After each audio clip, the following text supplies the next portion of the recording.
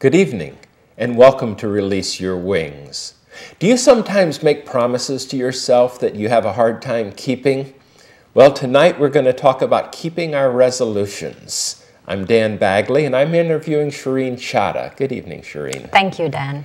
Thank you. It's a pleasure always to be here with you. I enjoy it as well. So let's talk about this. How do we keep our resolutions in a better way than so many people? New Year's resolutions, I read recently, about 35% of the people report they don't even get off the starting blocks. by the end of the day, they've already blown it. So there are a few practical things that I've worked. Actually, I started doing this a couple of years ago, is I always get an accountability partner. And in the accountability partner, they know that what my resolutions are and that I am accountable to them. I call them up and say I did it or didn't do it. That was one thing that helped. And the other thing that helped is I shouldn't wait till tomorrow or even tonight to do it. If I say, like, let's say I say I'm going to meditate half an hour a day, then I actually sit down and meditate even for 5 minutes, even for a few seconds right now.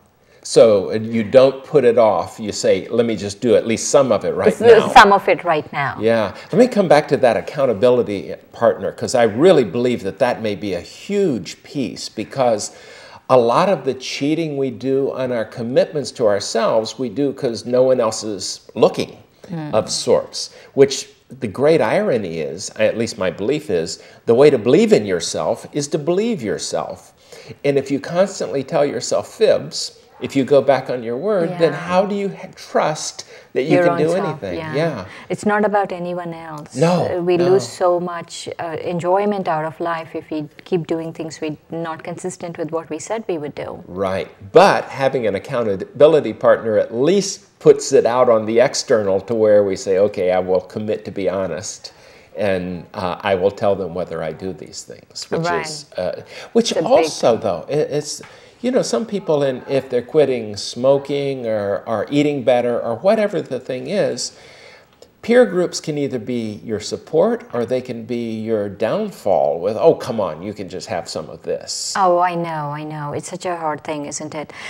When people do that, you know, like, I feel there are two things that we really need determination to keep our resolutions. And these two things is determination is once is, it's not possible, maybe I can do it, maybe I can't do it. We need to get that out. I have to have the determination. I will do it and I am going to do it. And you make that ahead of time. Yeah, exactly. And it's possible because other people are doing it. Exactly. And the other thing I've noticed is people come and tell you, oh, but it's so ritualistic, meditation, why do you get up every day and do it? And I feel that's the other determination I need to have is, yes, even if it's ritualistic, even I'm not going to miss a day because it's going to make a difference in my life. Well, that's the other piece, because once we form patterns that are nourishing to us, missing meditation isn't like, oh, I didn't do my chore. Missing meditation is I didn't get to that spot. I didn't get to that good centering calm that I need to make the rest of my day better. And I feel that when people come and take you away from these, like, really good things that you're doing, well, keep your distance. Well, and they're doing it often for the most naive and innocent reasons, because it doesn't make sense to them.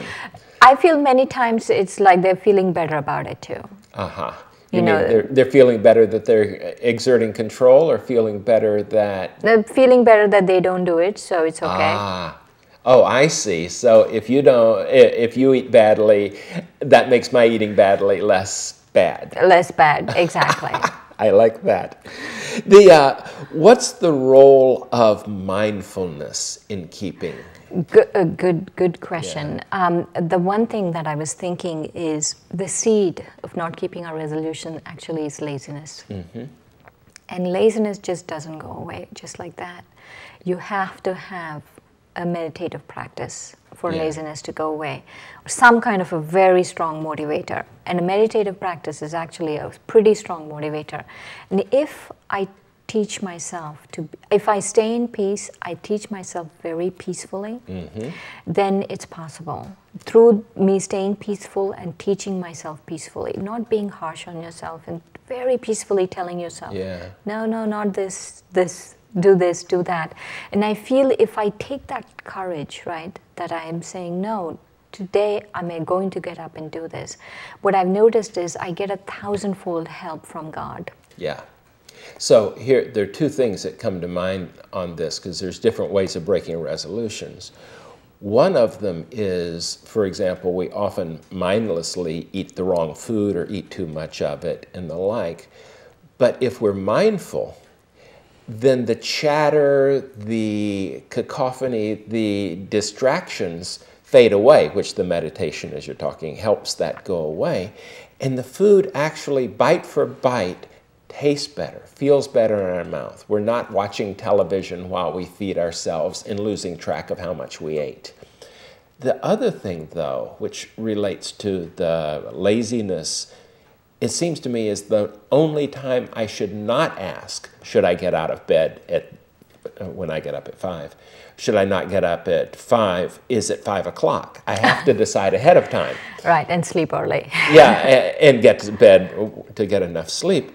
But the worst time to say is, do I feel like getting up, is in the present tense, because the answer is almost no, almost always no. Yeah, sleep is actually a very powerful thing to overcome. Yeah. If you have the habit of sleeping at 5 and you think you want to change that pattern, it takes a long time to change that pattern. Yeah. Now, let me say that I'm the late sleeper in this conversation. Shireen gets up at 4 to do her meditation. So I feel like I just, I'm admitting that I sleep until 5. Whenever we wake up, I feel the thing that being peaceful and teaching myself very, very peacefully. The other thing is courage. And in courage, what I mean is, let's say I decided I want to meditate for 5 minutes right now. And I was able to just meditate for 1 minute and all my thoughts went everywhere. It's okay. Just have the courage to start and have the courage to keep going. Yeah. And I feel that courage gives us the power to keep our resolutions, because no one starts off perfect. Right. And I feel that expectation that we have, that we should be perfect instantly, I think that's something else that we really need to revisit that. That's an interesting thing, because that means our perfectionistic tendencies undermine our ability to keep our resolutions. There are a few other things. Yeah. Yes, that's true. If my vision of myself is so, like I'm there and I'm not, that I'm perfect, I'm better, I'm so good. Yeah. And the other thing is, I feel if you do anything for show, it's not coming from my really core authentic self. Even if I'm doing the fact that I want to lose weight and I'm doing it for show, I feel that we tend to lose steam very quickly, because there's no strength in doing things for show. Yeah, doing what appears to be the right thing but for the wrong reason does not give the nourishment to keep going. Because to keep a resolution, you need some kind of strength to keep doing it. Yeah. And that strength, really you lose steam very quickly. Well, this thing about keeping resolutions, since 90-some% of our behavior is just unconscious, how we drive the car, we're not paying attention to everything. In that, then as we program to do good behaviors, for example, going to bed without brushing one's teeth seems like, ugh. So that's a habit that we don't question, and it's functional. But we can drop bad habits just with a little bit of practice, and we can take up good habits with a small amount of practice. Yeah, and also if I do have a resolution, I don't ever say I'm not going to do it for the next year, because it just is a really long period of time. I tend to create a pattern in 1 month. And in that 1 month, a pattern is created. And actually, in Great Temptation, you might say, for right now, today, I'm not going to. Actually, people in 12-step programs have some, keeping sober on whatever yeah, and they're addiction very it is. Successful, many of them. And having a sponsor is very important. Certainly accountability, getting together and communicating. Cleaning up messes. I mean, there's a lot of what you're talking about here. I hadn't thought of it until just this moment, but it really relates to a good 12-step program for many people. Or that taps into many of the things you're talking about. You know, this might be counterintuitive to I'm not perfect, but there is a sense for me that I've accomplished it. Yeah. I've done this before, and to visualize me doing it and me having done it before, which is different from, oh, I'm so much better, or I'm so perfect. And I feel that really helps. Yeah, when you visualize, in a funny way, you're believing in yourself at that moment. You're seeing yourself on the other side of the temptation river. Exactly. That if, let's say, I want to give up smoking, I clearly visualize myself clean, no smoking, none of those things. And so that I keep visualizing it, and I see myself already having accomplished it. And what happens is, there are two things that happen. Not only that strength of that vision helps me, but also I don't think so much. Because thinking dissipates our strength. Yeah. And that thinking, it isn't that you don't have good critical thinking skills, it's that commentary we make to ourselves. Oh gosh, is it dinner time yet? Or, oh, I haven't had a cigarette in 2 hours. How can I survive? Or, am I nervous? Would I like it? It's that monkey brain chatter that we run through. Right. So, in keeping commitments is part of the integrity package that we relate to other people. So that no one will know is a terrible excuse for not keeping a personal commitment to oneself. Yeah, because you'll know.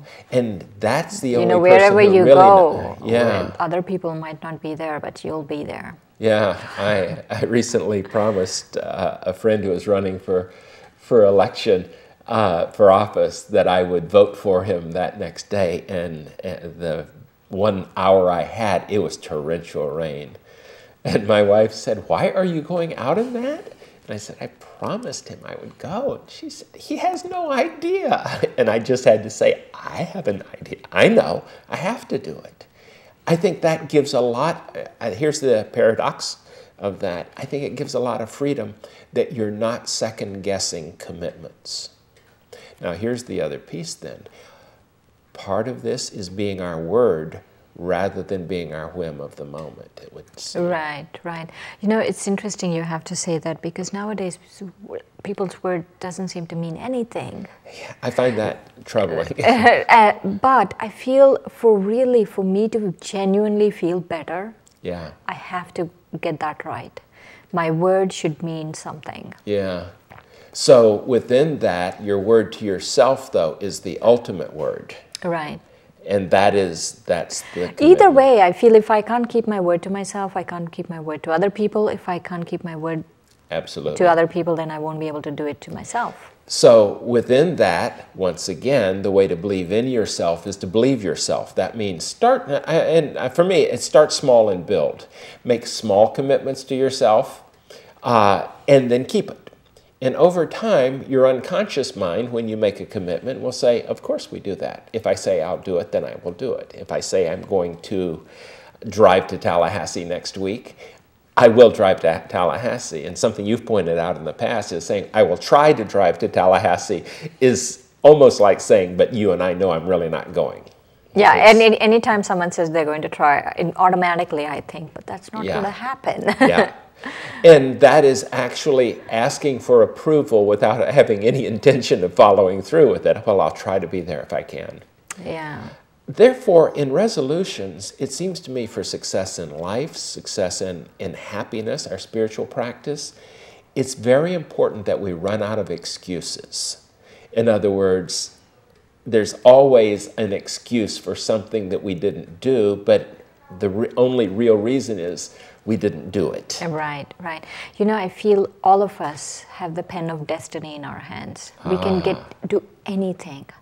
We just need two things. You know, like when you write a pen, right. you need God's help and you need determination. And just your own word. Determination that you're going to keep your own word. You're going to do this. So within the pen of destiny then, with every commitment, with every promise we make to ourselves and others, we are writing the future of ourselves and our relationships. Yes. Wow. Thank you, Shireen. Thank you, Dan. And thank you for joining us. Good evening.